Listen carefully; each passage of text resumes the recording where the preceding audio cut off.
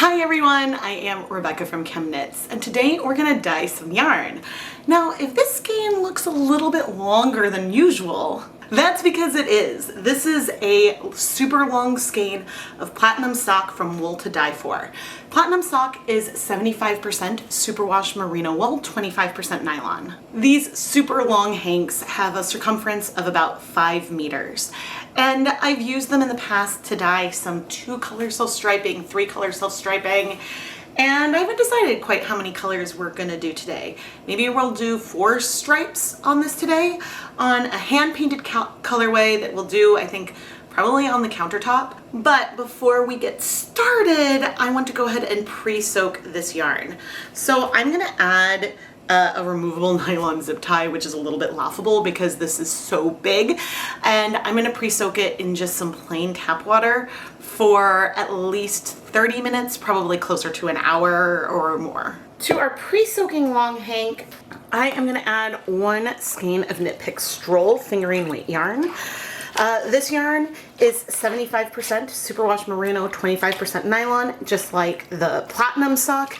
And I think their reported yardage is within like 1 yard of each other. One is maybe 642 and the other 643 yards per 100 grams, something like that. If you want to learn more about the yarn that I use in these videos, I do have links in the video description. My Knit Pick links and Amazon links are affiliate links, and so I may earn a commission from items purchased through those links.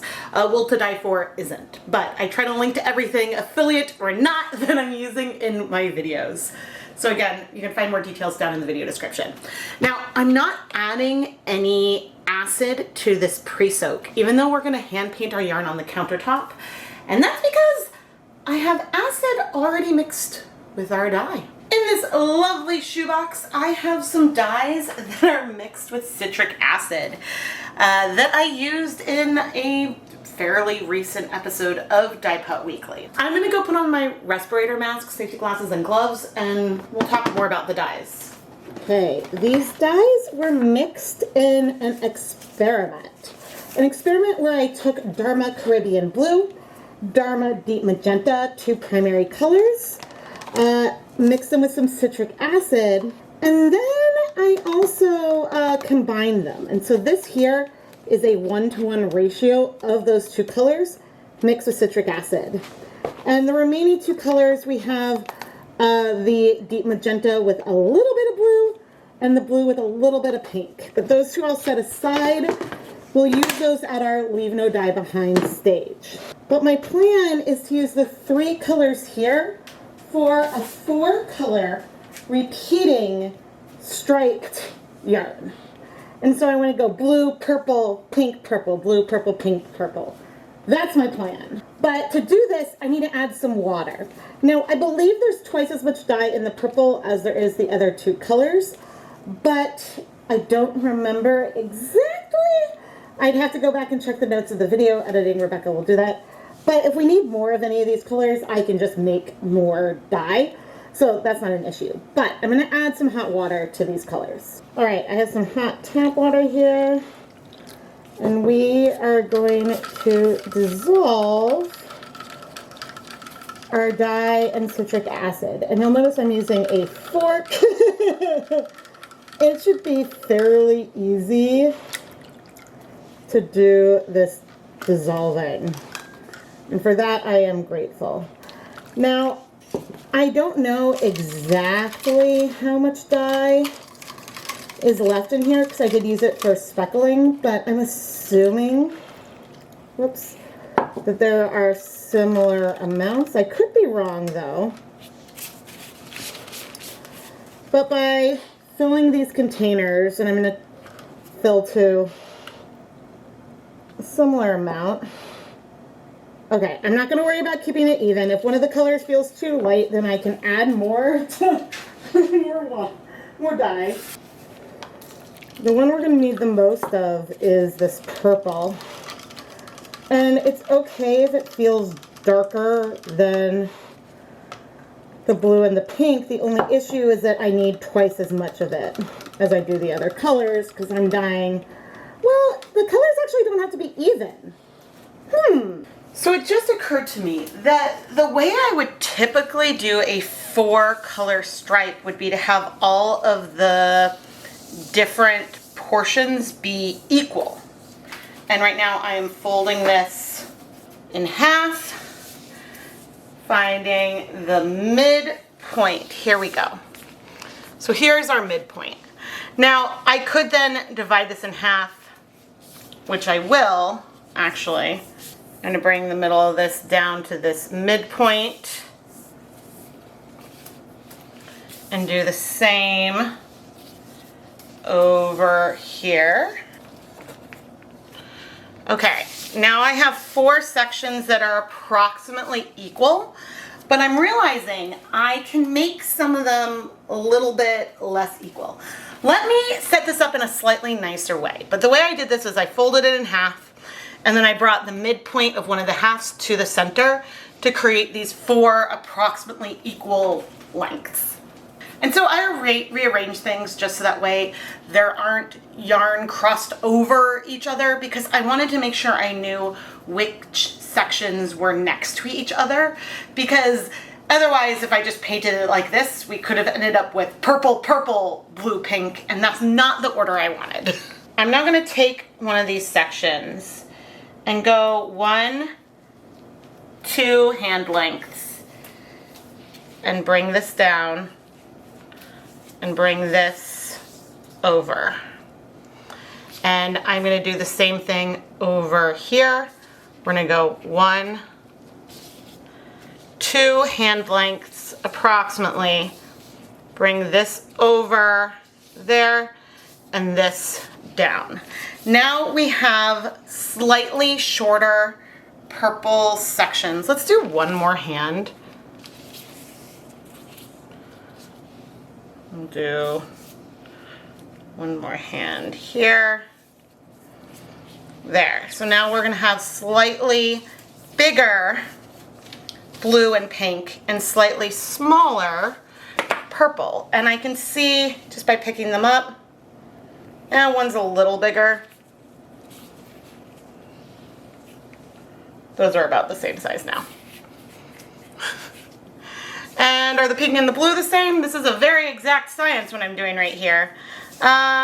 Taking the sides, picking them up. They are approximately the same. Approximately. And so now I do need to rearrange this a little bit so it's a little bit more ordered, but we'll start painting. So I'm coming here and I'm pinching and I'm moving the yarn more into the center. And we're gonna leave that in a little pile.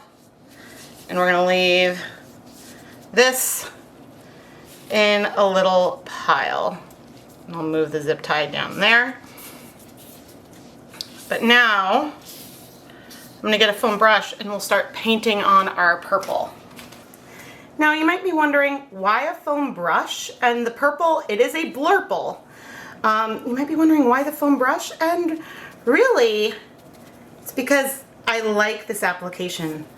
I like this better than using a squirt bottle. I just prefer it. Now, one thing you will notice here is that we're gonna end up with some, I guess patchier is kind of the right word, color application than we would if we were, say, dipping this into a container and kettle dyeing it. It'll have tonal features to it, but because there are some areas with more and less dye, it's going to have smaller sections of tonal variation. The good news here is that it appears we're gonna have enough, and now I can flip it. It appears that we will have enough dye to do both sides. But with the water, the amount of water that I've already added, it's gonna get harder to add color in. And if I squeeze this, you can see that water running off is already a little bit clear. And that's because we have citric acid in there. But look at the colors breaking on, oh no, it's gonna stain my shower curtain, isn't it? Oh no! Oh dear. Okay, on this half, as I'm doing the color, I'm attempting to spread it more and remove some of the water as I go. And I should have thought about this and done this inside some other kind of secondary container, so that way I could avoid the pink that is going there. We might be able to get that off, but maybe not. Is what it is. But the good news is, again, I know the ratio of these colors, so we should be able to, oh dear, mix more if needed. Yeah, see, this time, because I hadn't added quite as much liquid, it's going to be a little bit easier to adjust the areas that need more color. This is why, in general, I don't like hand painting, mainly because, or at least with liquid, because at some point things end up being really saturated and then they could bleed onto other areas, and then, well, that's just less fun. Okay, and I'm going to bring the yarn mop over. But also try to soak some of that up. Yeah, we've got a little bit of a patchy blurple. We could add some of the other colors on top if we want later. We have options. It doesn't have to be perfectly solid. If I'm worried about some of this patchiness that's in here, which exists on both sides, I can come and add to some of the blue and pink on top of it later on. Oh dear. And that should not be an issue. Yarn mop. Soaking up color. All right. But now I can sort of extend our other color segments to start applying color here, knowing just how much I'm staining my counter. Yeah, so I don't know if it was obvious to you while watching this, but while I was adding more and more color, once we had more and more liquid in our yarn, it got a lot more challenging for me to add the color on. Now, one perk of the foam brush is that it's really easy to push that liquid through more yarn and to spread it out, and that's what I had done over there. But it's something that can be slightly more challenging overall about this as an application technique. Oh, and I got a little bit over there. That's okay, is what it is. But as I said, I might decide to bring some of the pink and blue and make that intermediate stripe a little bit less perfect, a little bit more variegated. But again, we'll see where we end up. Okay, I'm gonna bring that out and down. And see, I was going a little bit heavier with the water, and then it becomes harder to get color in because there's already liquid in the yarn. Now, which of the colors strikes faster? I think the pink overall strikes faster than the blue, but yeah, I mean, I believe that that's fairly accurate. Okay, and I'm going to carry on and apply the pink to the rest of this.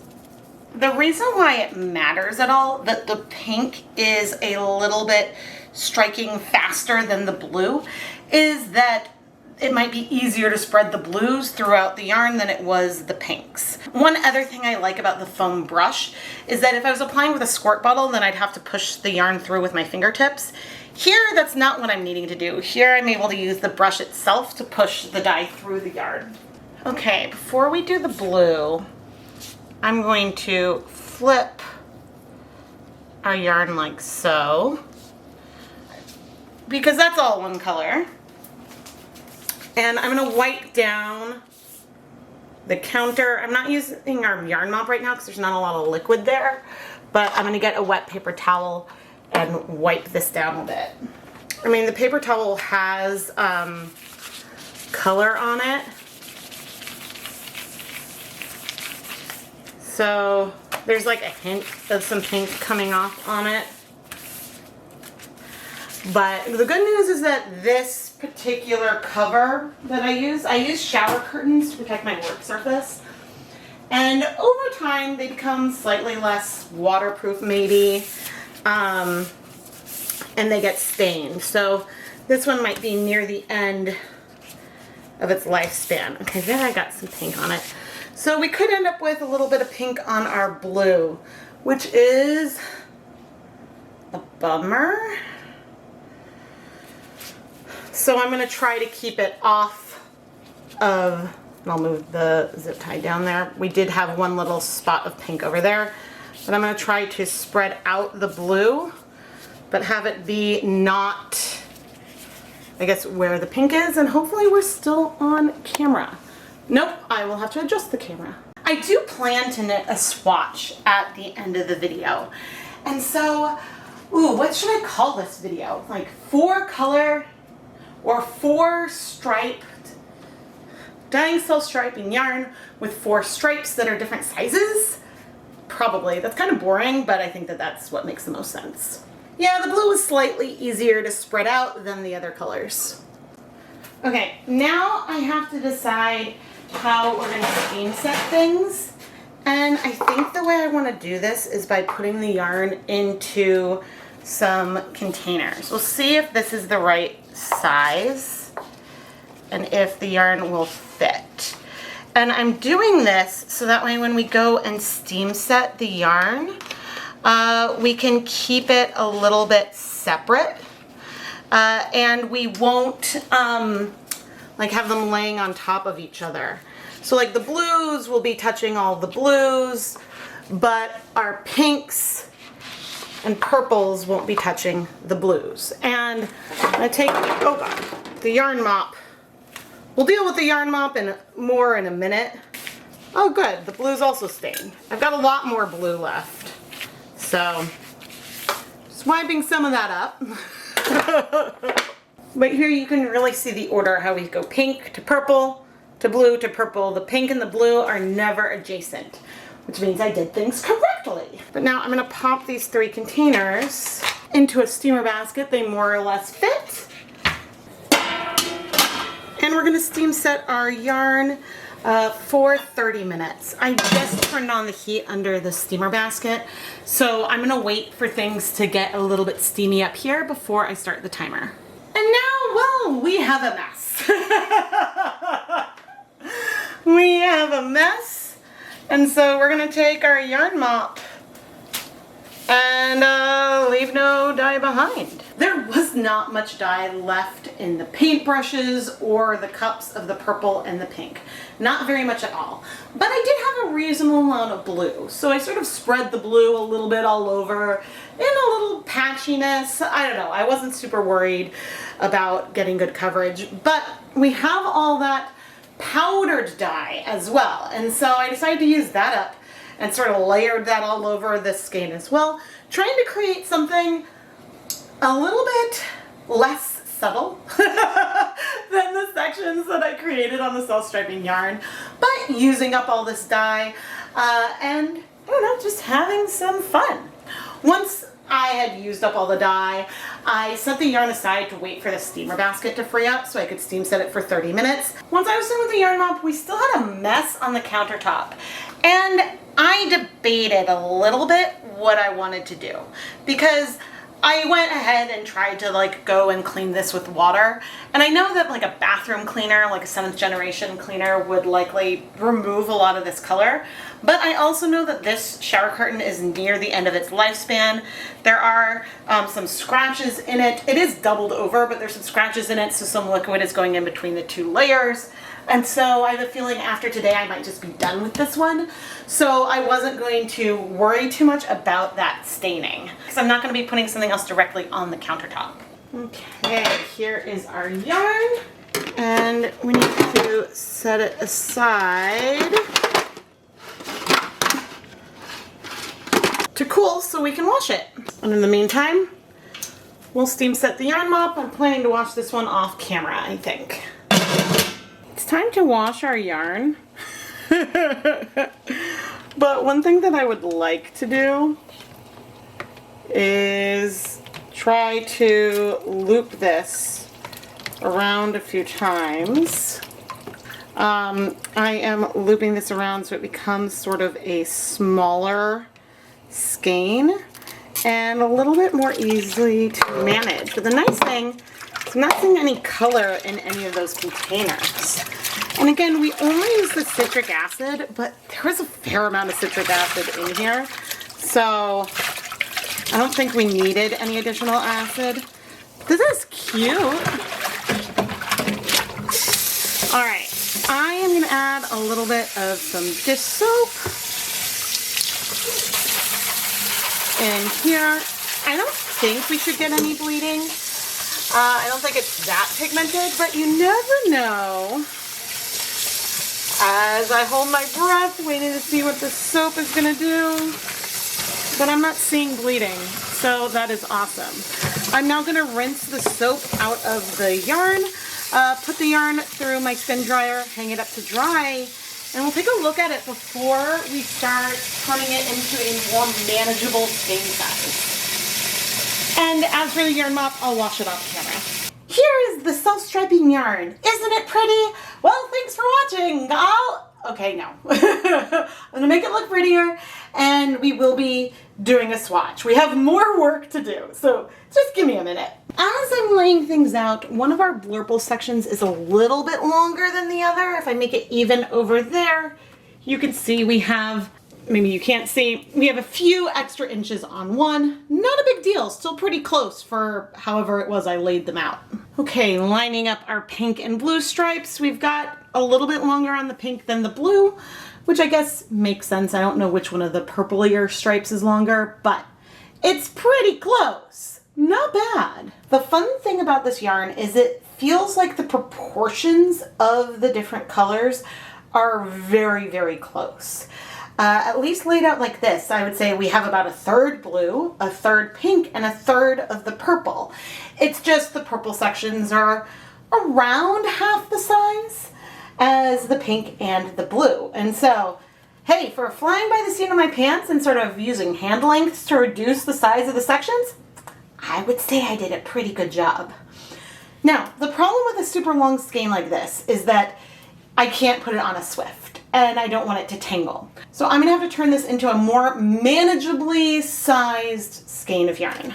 So I'm gonna set the yarn up between two chairs and then walk back and forth and wind the yarn onto a niddy noddy.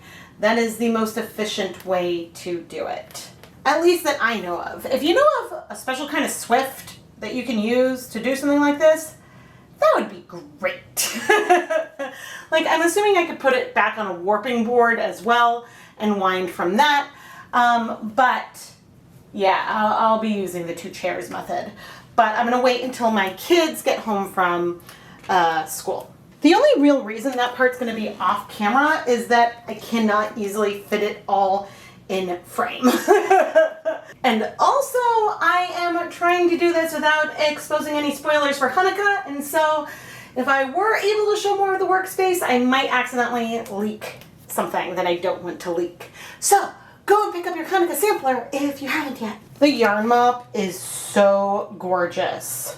I love the way that it's both variegated with large patches of colors, but when you zoom in, you can see the speckles. I forgot to photograph the yarn on my niddy noddy, but here we are on a Swift, and I'm about to make a swatch. Here is a swatch. I knit through a couple rounds of the color repeat.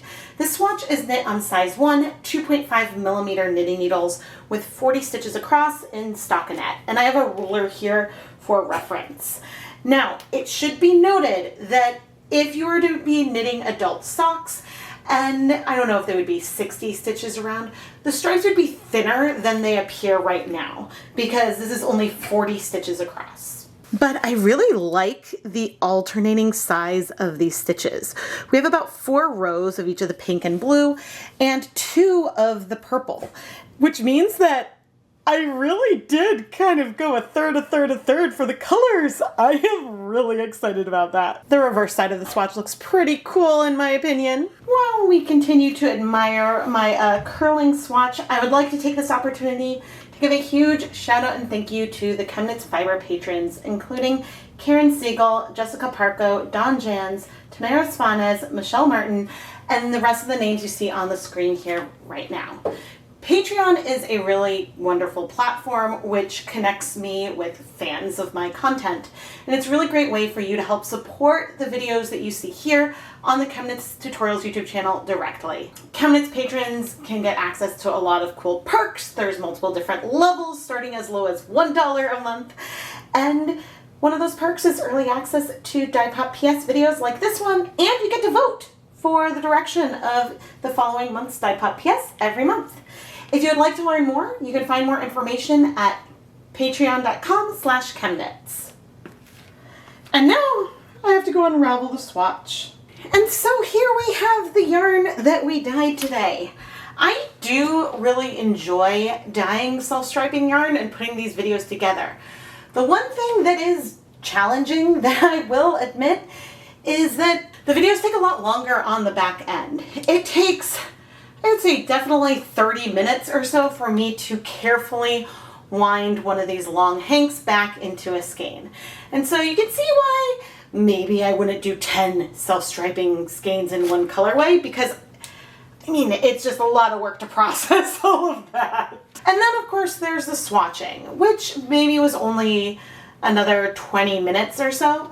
But if you consider that I dye hundreds of colorways a year, you can then start to imagine why I don't swatch all of them, because honestly, I just don't have the capacity to make all of those swatches myself, to undo the skeins, to reskein. It just would mean that I don't know if I'd even be able to produce one video a week. And so this, I know I've plugged this a few times in this video, but this is a big reason why you should go and check out the ChemKnits Hanukkah sampler. Because every night of Hanukkah, I'll have a new yarn dyeing video featuring a different technique. And these will result in different types of colorways of yarn. Some more repeating, some more random. And so with these at least 8 different types of colorways, you can swatch them and explore how different dyeing techniques may knit or crochet up differently, if you choose. And so that is one reason why I started doing a sampler to begin with. Not just so then you can have a nightly series of fun videos, but then you actually get to handle the yarn. Because most of the time with small batches, maybe I do 3 to 4 skeins. And so when I do a larger batch, then more people can play around with it and see how the yarn turned out. You can find more information about that in the ChemKnits Creations Etsy shop, though there will be links down in the video description. I am Rebecca from ChemKnits, and thank you so much for watching.